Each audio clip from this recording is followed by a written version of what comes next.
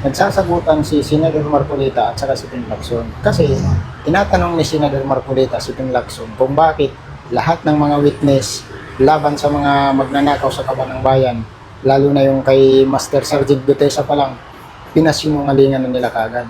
So pinipili ni Senador Ping Lacson yung magiging witness. So pagka yung witness na talagang kontra doon sa mga kaalyado nila, Senator Ping Lacson, talagang pinapasinungalingan kagad nila.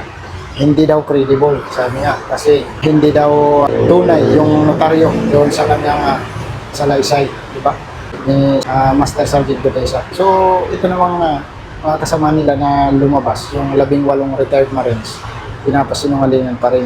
Hindi man lang pinapatawag sa Senado para alamin, para tanungin kung talagang may katotohanan ang mga ebidensyang dala nito. Halatang halata naman.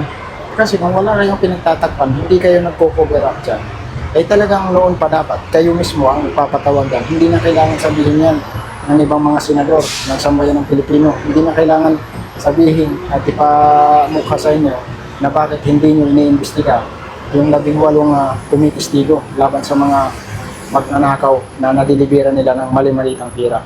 Tapos sasabihin mo, wala pa si Senador Marcolita nandyan ka na, lumalaban ka na sa korupsyon. Wow. Pinky Lacson, halatado ka na noon pa man. Kaya nga pinalitan nyo sa Blue Ribbon si Senador Marcolita. Ngayon, hanggang ngayon, bistado ka na, halatado na. Diba? Pino-cover up mo yung katotohanan. Lahat ng witness, gusto nyo yung sa inyo lang. Yung witness na talagang alam yung mababaon kayo kasama yung mga kalyado nyo at yung amo nyo na si Marcos, talagang pinapalabas nyo, puro mga kasinungalingan ang ebidensyang dala nito. Sa dami-dami na nagtuturo kay Romualdez, si Master Sergeant Gutesa, si Saldico, itong 18 retired Marines, pero wala kayong ginawa. Hindi nyo pinatawag si Martin Romualdez, di ba? Nasaan yung sinasabi mong lumalaban ka sa korupsyon, di ba? Cover up ang nangyayari ka mo. Huwag mo kaming linlangin.